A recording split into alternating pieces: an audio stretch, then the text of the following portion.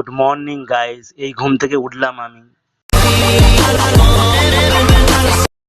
Fresh হয়ে চা খেয়ে রেডি হয়ে নিলাম। এবার আমাকে যেতে হবে বাজার।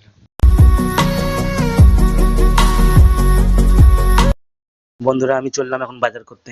আজকে গরমও খুব পড়েছে, তাই একটু টুপিটা পরে নিলাম।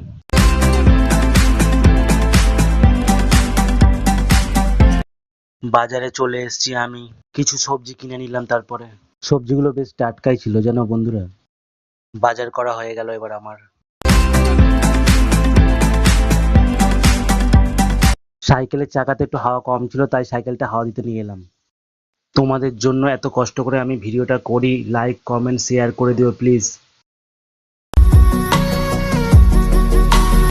টাটা বাই বাই, সবাই ভালো থেকো।